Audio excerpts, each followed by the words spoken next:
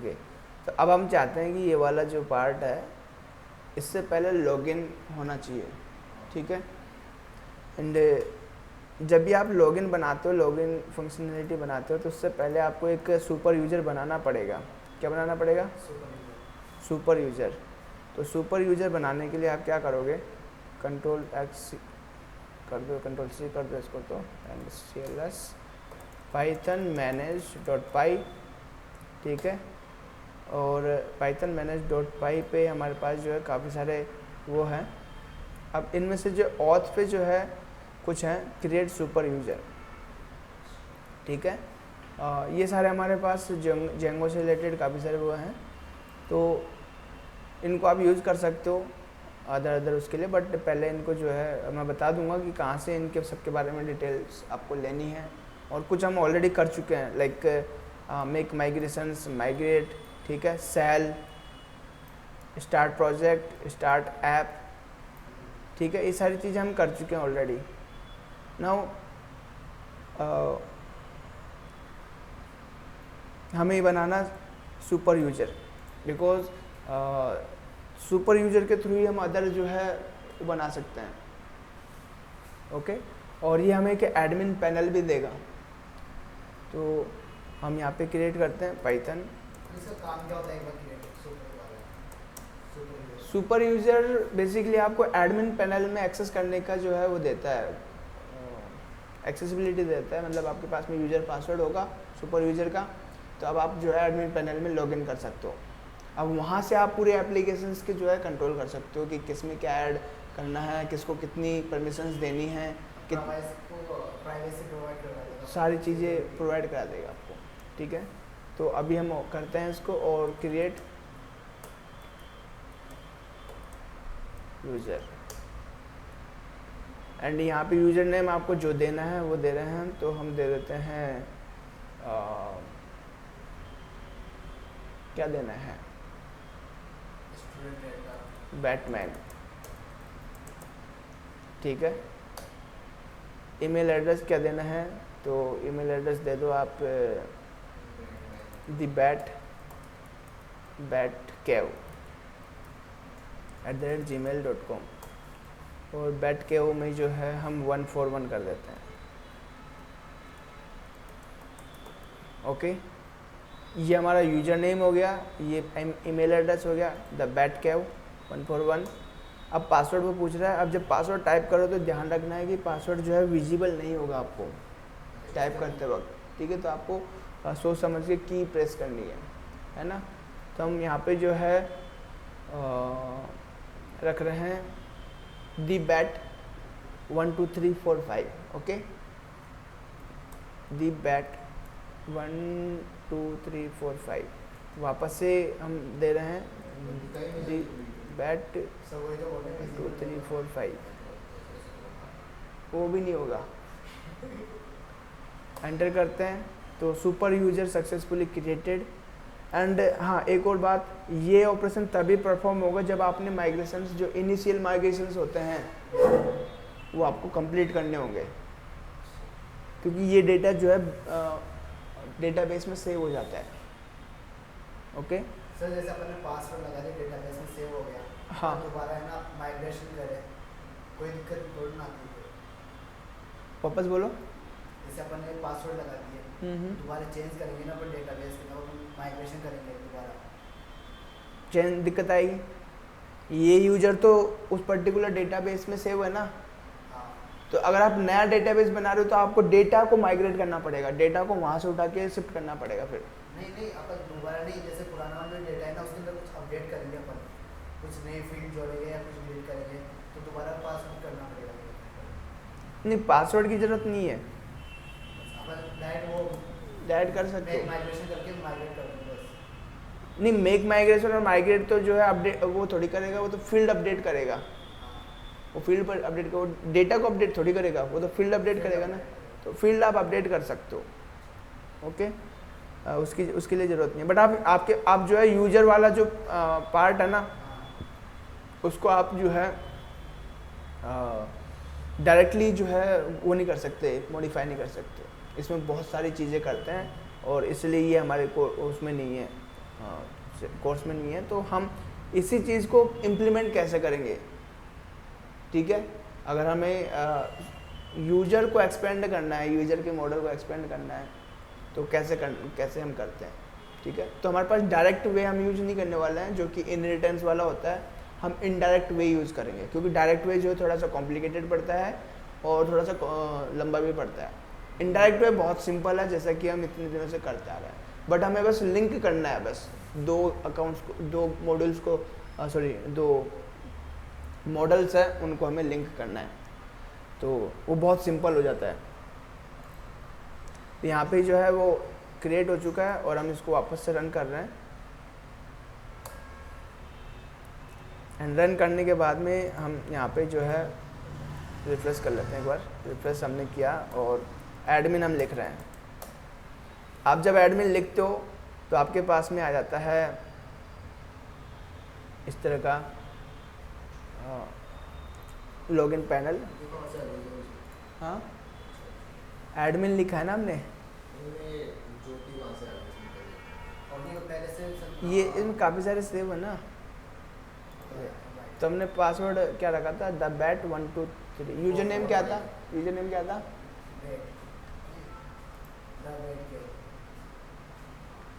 Batman.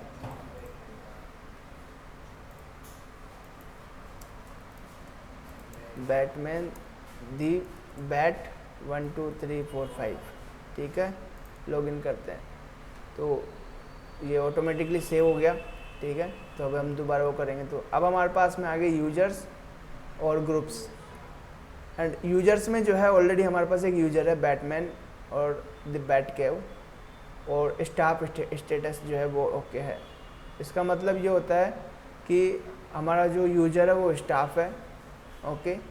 और Dick का मतलब है कि वो अभी स्टाफ मेंबर एक्टिव है, ठीक है, एज ए स्टाफ एक्टिव है। तो आपको ये ध्यान रखना है। फर्स्ट नेम और लास्ट नेम अभी इसके पास है नहीं। अब यहाँ पर क्या है, एडमिन पैनल में आपके पास में जो क्रिएट रीड अपडेट डिलीट वाली फंक्शनैलिटी ऑटोमेटिकली मिल जाती है आपको। यहाँ पर आपको अलग से बनाने की ज़रूरत पड़ती नहीं है। तो अगर आपको अपडेट करना है तो बैटमैन पे क्लिक करो, ठीक है। और ये अब आपका जो है पूरा बना बनाया एडमिन पैनल है, सिंपल एडमिन पैनल है, ठीक है। तो आप यहाँ पे बैटमैन और गौतम सेवियर, ठीक है।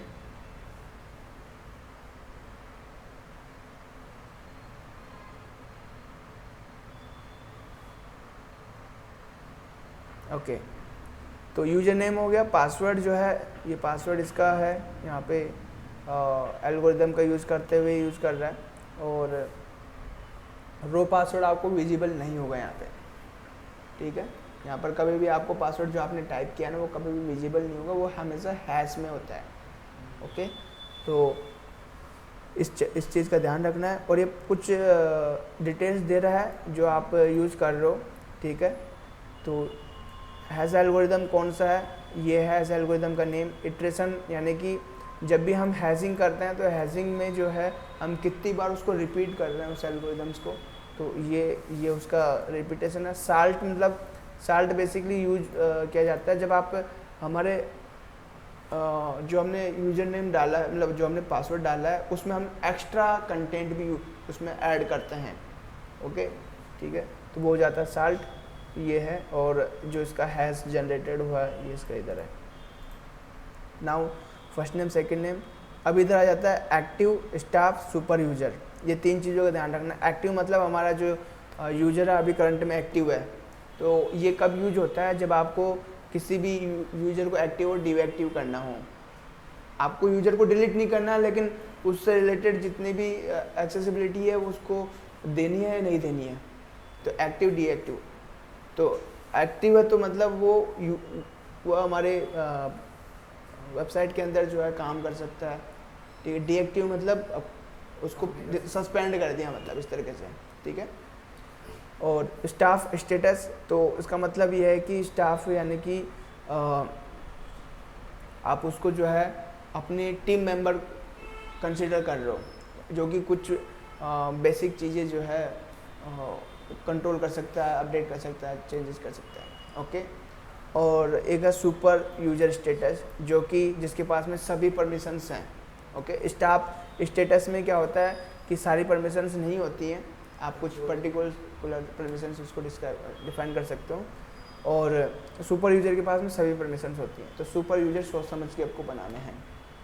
ओके, नाउ अब यहाँ पर आ जाता है ग्रुप्स के बारे में हम बाद में बात करेंगे।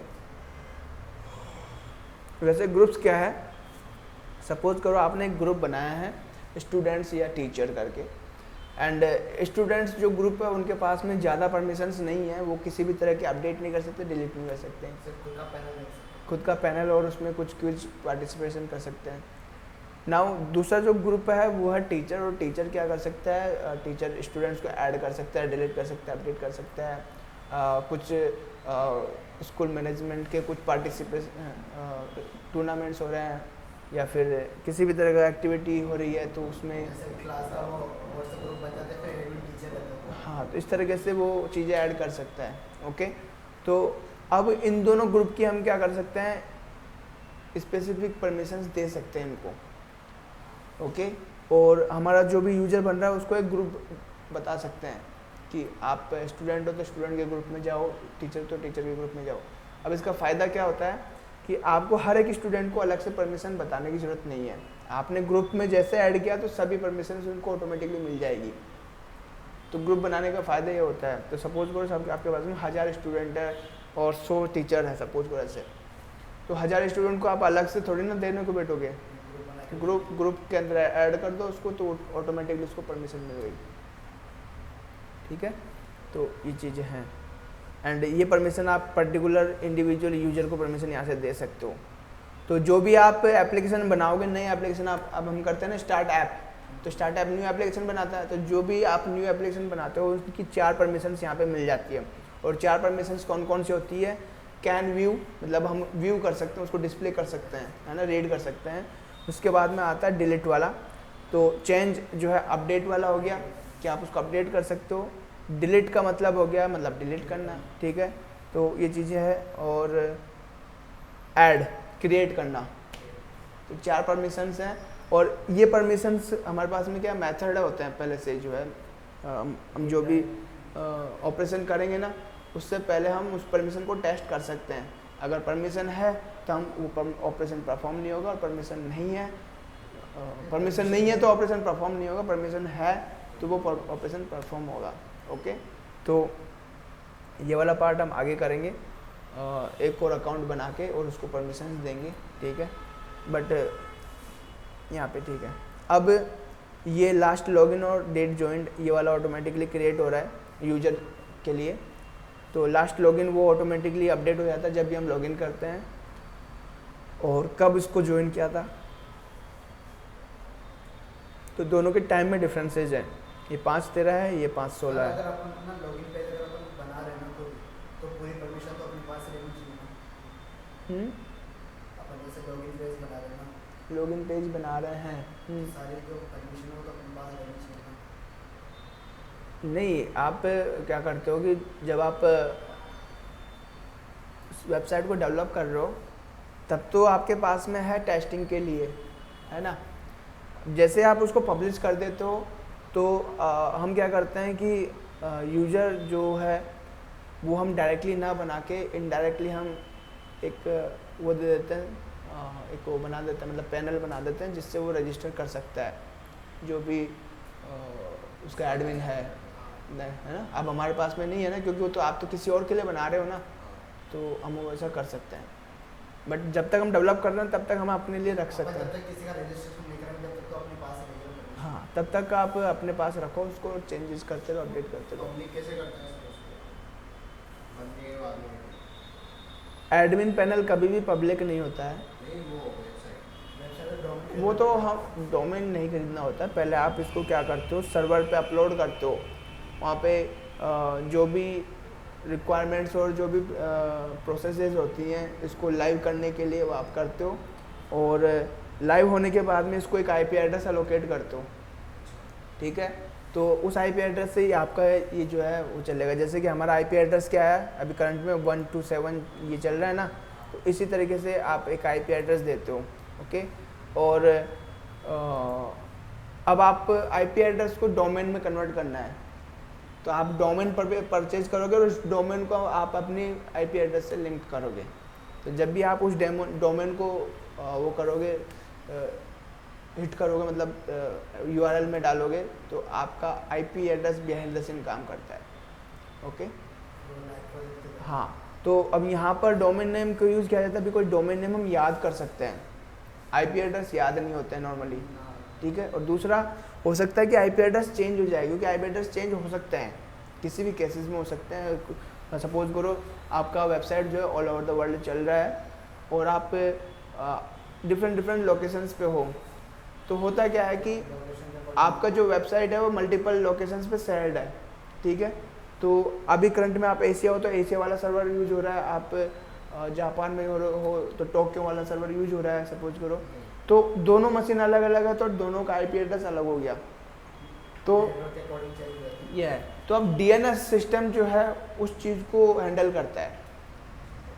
ओके, अब यहाँ पे जो है सेव करना है आपको। सेव करते ही जो है आपका ईमेल एड्रेस में ईमेल एड्रेस के अलावा जो है फर्स्ट नेम और लास्ट नेम भी आ गया। और आप यहाँ से दूसरा यूज़र भी ऐड कर सकते हो, ऐड पे क्लिक करते हो तो यहाँ पे आप हम डाल रहे हैं आसिफ। पासवर्ड क्या है, तो हम यहाँ पे जो है 1 2 3 4 आसिफ, ठीक है, 1 2 3 4 आसिफ है ना। और दूसरा पासवर्ड कंफर्मेशन क्या है, 1 2 3 4 आसिफ।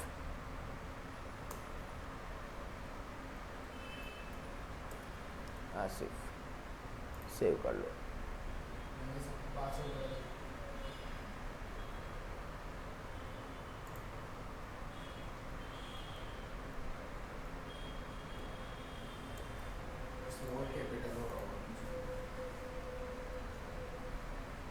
मोबाइल थोड़ी है,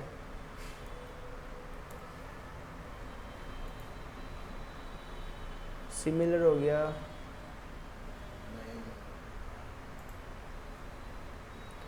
खान 1 2 3 4, खान 1 2 3 4।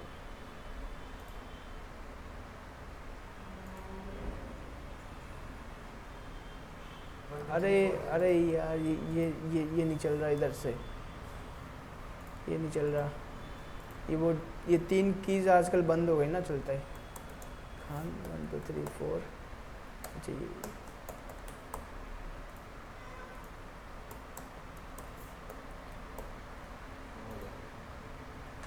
अब आप जो है यहाँ पे डाल दो।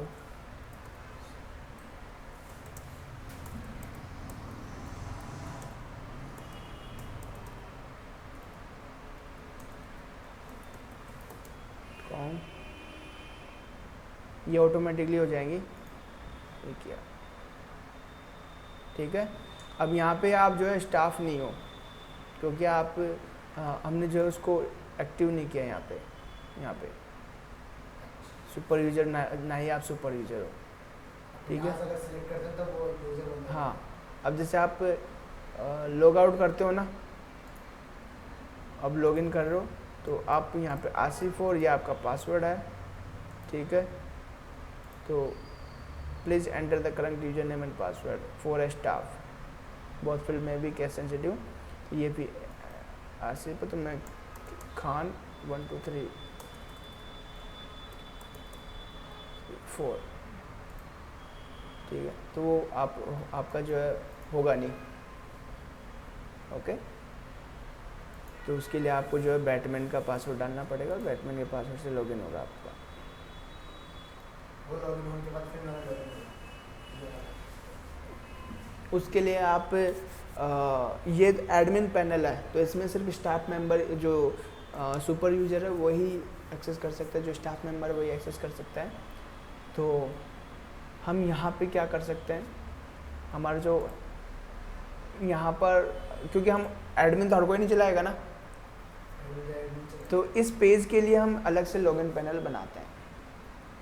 ओके, इस पेज के लिए हम अलग से लॉगिन पैनल बनाते हैं और उसमें हम लॉगिन करते हैं। तो अभी हम क्या कर रहे हैं, यहाँ पर एक टेम्पलेट बना रहे हैं, न्यू फाइल login.html, और अरे चल जाओ भैया,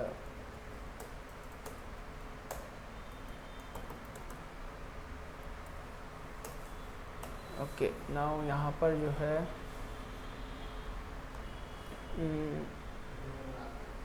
हम एक फॉर्म बना रहे हैं मैनुअली, और आप एक फॉर्म इस तरीके से ले लो। फॉर्म के अंदर हम इनपुट बना रहे हैं, लेबल बना लेते हैं पहले। लेबल जो है उसका नाम दे देते हैं यूज़र नेम, और user name input text input है, और यहाँ पर हम आईडी दे रहे हैं यूज़र नेम दे रहे हैं यूज़र नेम, और ठीक है, और यहाँ पे BR दे रहे हैं, लाइन ब्रेक कर रहे हैं, और इसी तरीके से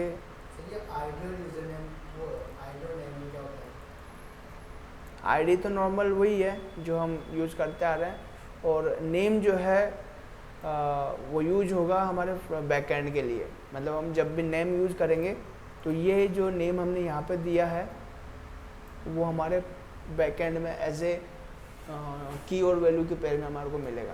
ओके, तो यहाँ पर हमारे पास एक और जो है वैल्यू करके जो इनपुट होता है, तो इसमें जो वैल्यू होगी वो इस की के हेल्प से एक्सेस होगा। ठीक है,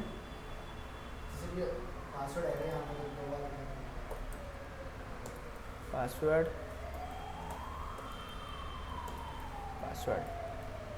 and password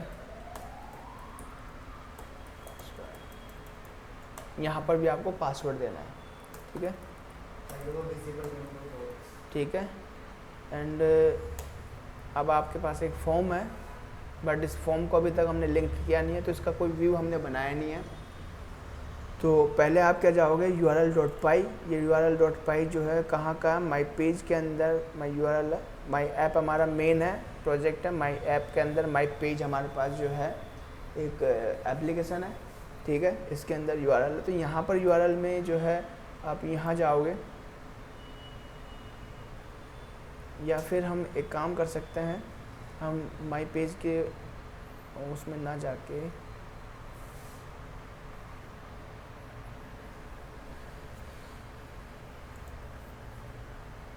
okay my page में ही बना लेते हैं, अलग से बनाने की जरूरत नहीं है, हम यहाँ पे बना लेते हैं बात। आप चाहो तो इसको जो है मेन, हमारे मेन फाइल है यहाँ पे भी बना सकते हो। ओके, बट हम यहाँ पे बना लेते हैं अभी के लिए, जब हम दूसरा नया प्रोजेक्ट बनाएंगे, क्योंकि ये तो अभी टेस्टिंग प्रोजेक्ट बन रहा है हमारा। हम इसके अलावा जो है दूसरा प्रोजेक्ट बनाएंगे, उसमें हम वो कर लेंगे।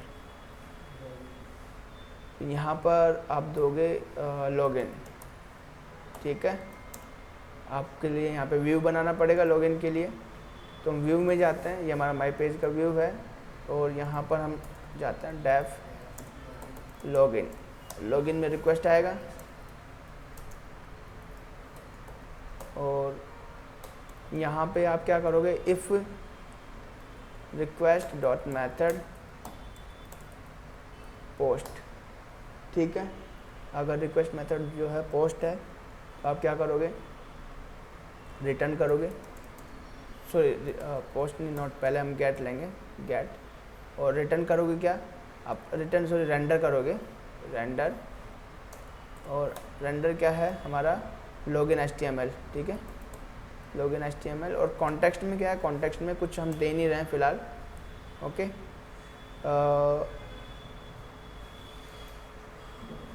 यहाँ पर ठीक है। Okay, now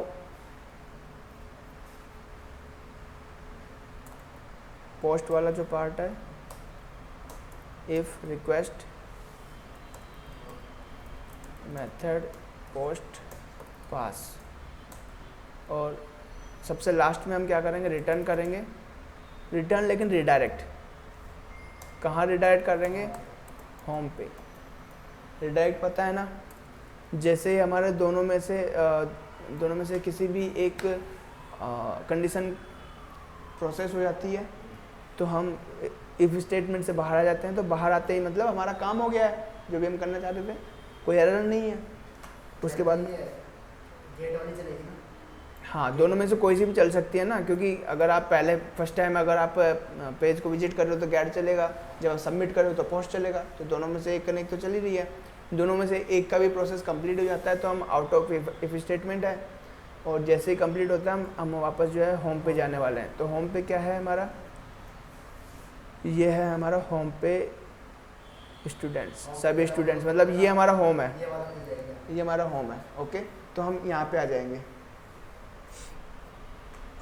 now. इसमें अभी थोड़े से चेंजेस करने पड़ेंगे, बिकॉज अगर अभी हम रिफ्रेश करते हैं इसको, हमने यूआरएल कंप्लीट नहीं किया है, तो यूआरएल के अंदर हम व्यू डॉट लॉगिन और इसका नेम भी लॉगिन दे देते हैं। तो अभी यूआरएल मैपिंग कंप्लीट है, ठीक है। व्यू के हाँ, लॉगिन से पहले स्लैश है ना? अच्छा ये, हाँ ये आपको लगाना नहीं था, यहाँ पे लगाना था वो तो, ठीक है। वो नहीं भी लगाओगे तो भी चलेगा ना। आप रिफ्रेश करोगे ना, रिफ्रेश करोगे तो क्या होगा, हमारे पास यहाँ पे नहीं आ रहा है, बट हम यहाँ पे लॉगिन करते हैं। यहाँ पे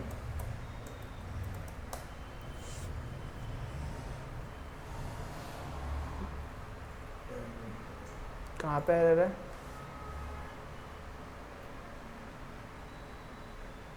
अच्छा रिक्वेस्ट, हमने रिक्वेस्ट, पहले रिक्वेस्ट दोगे ना, पहले हम रिक्वेस्ट देंगे फिर हमारा वो आएगा यूजर नेम और वो आ गया, ठीक है। ओके हम इसको कल बूट स्टेप लगा के थोड़ा सा स्टाइलाइज कर लेंगे। ओके, और तो अपन ने जो पहले एड लगा के जो यूजर पासवर्ड दिया था ना अपन ने, वही आएगा काम में? नहीं, वो तो सेव हो रखा है ना, इस वजह से आ रहा है, बाय डिफॉल्ट आएगा। सेव होने की वजह से आ रहा है। और ये हर यूजर का अलग अलग हो सकता, वो हर यूजर के हर ब्राउजर में अलग अलग हो सकता है, ठीक है। अगर किसी ब्राउजर में वो नहीं हो रखे हैं, सेव नहीं हो रखे, तो कोई सा भी नहीं आएगा। अभी तक आपने क्रिएट नहीं किया यूजर नेम और पासवर्ड को? क्रिएट करने से कोई मतलब नहीं है यहाँ पे।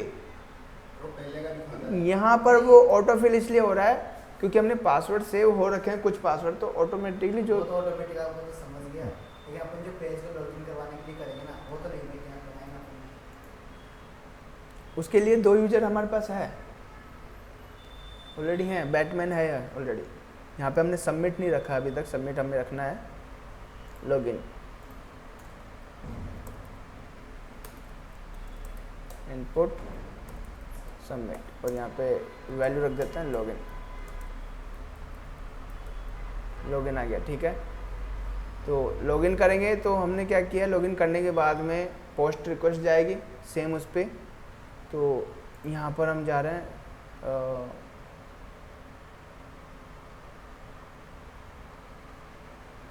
हैश पे जाते हैं। अरे यार ये हो क्यों नहीं रहा है, कीबोर्ड ख़राब हो गया है। कीबोर्ड लेकर आऊँ इसमें कैसे? तो कहाँ रखूँगा कीबोर्ड? कीबोर्ड रखूँगा कहाँ मैं? तीन आ गए इसको चेक करवाना पड़ेगा, ठीक है। तो अब हम रिफ्रेश करते हैं, रिफ्रेश करने के बाद सबमिट करेंगे। तो सबमिट जैसे ही करते हैं हम वापस से जो है सेम पेज में आ रहे हैं, ठीक है, सेम पेज पे आ रहे हैं, और हमारा जो है पोस्ट रन होगा, पोस्ट मेथड रन होगा। अगर हमने पोस्ट मेथड बताया हुआ होगा तो देखते हैं हमने बताया है क्या। लॉगिन में जाते हैं, मेथड हमने पोस्ट बताया कहीं पे? नहीं बताया, नहीं बताया पोस्ट मेथड कहीं पे भी। तो मेथड हम देंगे यहाँ पे पोस्ट, आपको देना पोस्ट। रिफ्रेश करते हैं वापस से, इसको मैं बंद कर रहा हूँ, और हम क्वेरी स्ट्रिंग को हटा रहे हैं, वापस से करते हैं। तो अब हम जो है वापस से जो है सेम वेबसाइट पे आ गए, बट यहाँ पे हमारे को जो एक एरर आ रही है, CRSF टोकन हमने नहीं दिया है, ठीक है। तो पोस्ट में हम देते हैं हमेशा, तो कॉपी कर लो इसको यहाँ से और इसको अंदर पास कर दो, रिफ्रेश करो आप।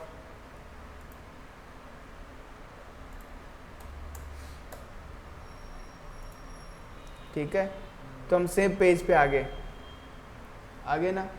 अब हुआ क्या कि जैसे हमने सबमिट किया तो वापस से लॉगिन पे लॉगिन वाले में रहे और हमारा पोस्ट मेथड चला, बट पोस्ट में हम कुछ कर ही नहीं रहे, तो क्या हुआ, पास हो गया वो, और हम रिटर्न कर देते हैं होम पे। लेकिन हमें यहाँ पे क्या करना है, यहाँ पे हमें देना क्या, यहाँ पे हमें प्रोसेस करना हमारे डेटा को, पासवर्ड को, उसको। तो यूजर नेम, आप यूजर नेम ऐसे वेरिएबल बना लो, यूजर नेम और यहाँ पे रिक्वेस्ट डॉट पोस्ट। आपको गेट हमेशा यूज लेना, मैंने बताया हुआ गेट क्यों यूज लेना है, ठीक है, ताकि एरर्स ना मिले। यूजर नेम पोस्ट, और यहाँ पर हम लेते हैं user name password request password. अब आपको लेना if user name and password, अगर यूजर नेम एंड पासवर्ड हमारे पास दोनों हैं तो हम क्या करेंगे, हमारे पास में एक ऑथ करके है, contrib डॉट ऑथ मैथड है, अगर मेरे को Django dot contrib auth dot हमारे पास में होना चाहिए है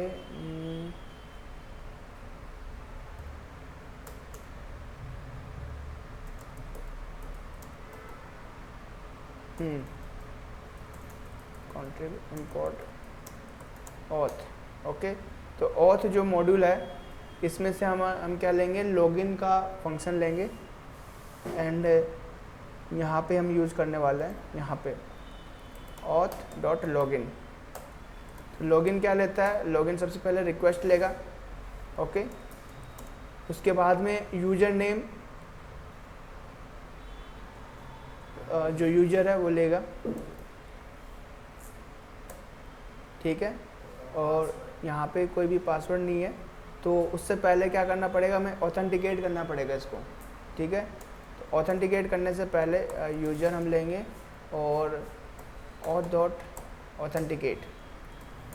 तो ऑथेंटिकेट क्या ले रहा है, ऑथेंटिकेट ले रहा है हमारा यूजर नेम एंड पासवर्ड, दोनों चीज़ें लेगा, यूजर नेम और password, okay, request user name और पासवर्ड। और यहाँ पे हम लेंगे यूजर नेम हो गया, सॉरी एक मिनट,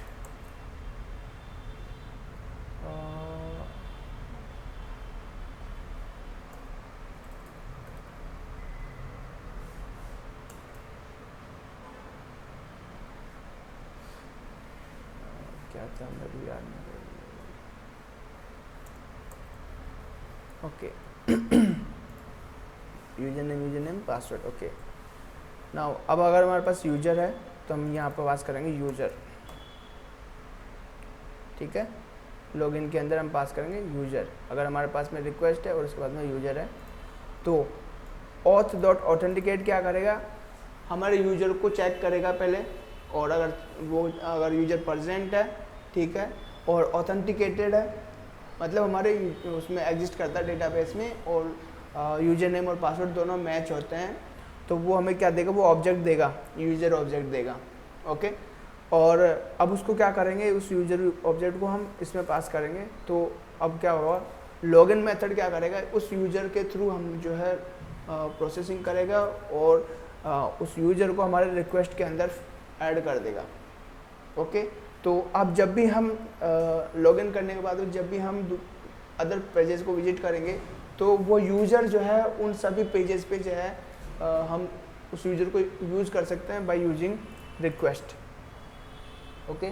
तो बिकॉज वो अब एज ए लॉगिन कैसे पता चल रहा है, लॉगिन हो गया, लॉगिन तो हो गया मतलब, ठीक है, लेकिन अब ये भी पता होना चाहिए ना कि कौन यूज़र लॉगिन हुआ, और उसको हम हर जगह यूज़ कर रहे हैं, तो हर जगह जब यूज़ कर रहे हैं तो उसकी परमिशंस भी तो हर जगह चेक करेंगे ना, तो हमें कहीं ना कहीं तो उसको ऐसी जगह पर स्टोर करना पड़ेगा जो सभी पेजेस में काफ़ी इजीली पास हो जाए, काफ़ी इजीली उसकी इन्फॉर्मेशन पास हो जाए।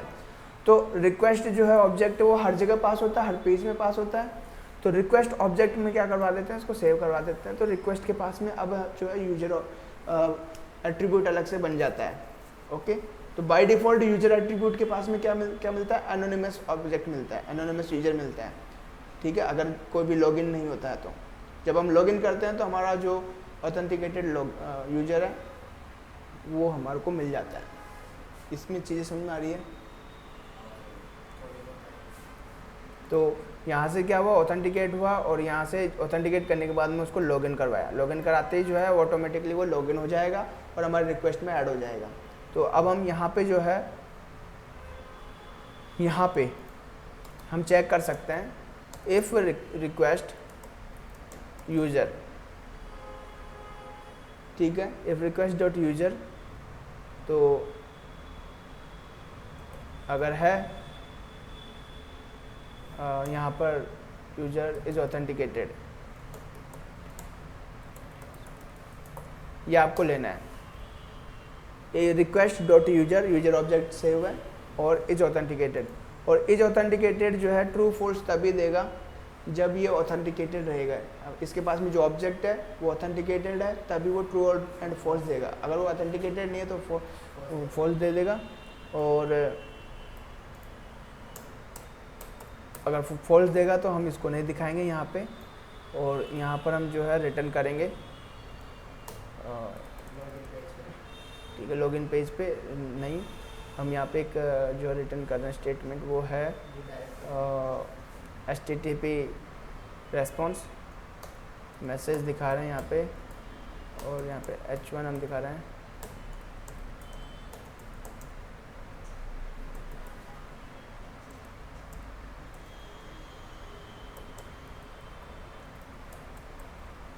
Okay, login required, login required है, हम ये दिखाएंगे। और अगर वो ऑथर ऑथेंटिकेटेड नहीं है तो वो यूजर जो है हमें नन देगा। इफ़ यूजर, अगर हमें यूजर, हमारे पास में यूजर है तभी हम लॉगिन करेंगे, नहीं है तो क्या करेंगे, हम जो है यहाँ से रिटर्न करेंगे एक HTTP रेस्पॉन्स, और HTTP रेस्पॉन्स में क्या देंगे हम,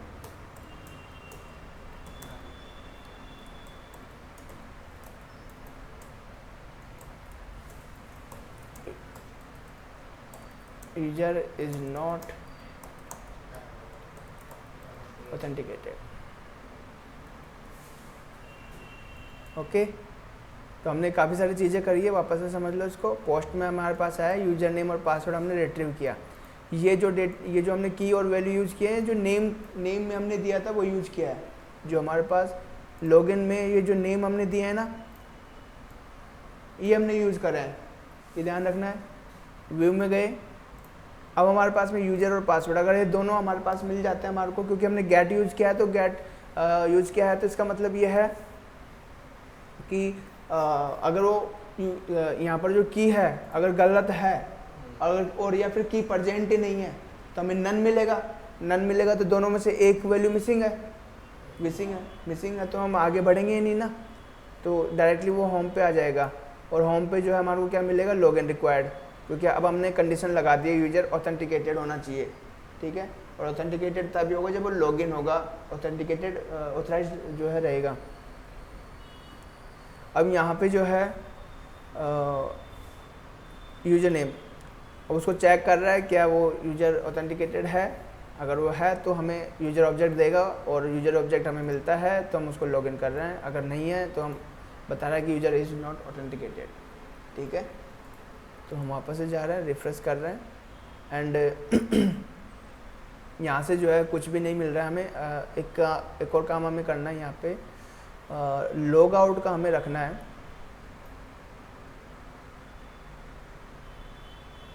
अभी मैं सीधा एडमिन से लॉग आउट करता हूँ, एडमिन से लॉग आउट, तो मैं यहाँ पे लॉग आउट पे जा रहा हूँ, लॉग आउट पे, और वापस से जो है होम पे जा रहा हूँ। तो होम पे गए तो लॉगिन रिक्वायर्ड है, हम ऑल लॉग आउट हो चुके हैं।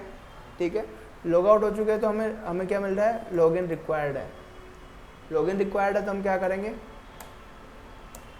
लॉगिन पे जाते हैं, लॉगिन पे आ गए। ठीक है, अब हम यहाँ पे बैटमैन ना दे के बैटमैन एस्ट कर देते हैं, बैटमैन्स login, user is not authenticated, ठीक है, और रिमूव।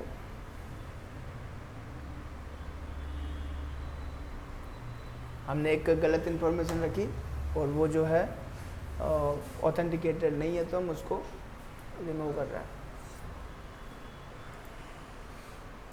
बैटमैन्स अब हम वापस से रख रहे हैं और अब करते हैं, तो अब वो ऑथेंटिकेटेड है तो वो लॉगिन हो गया, ठीक है।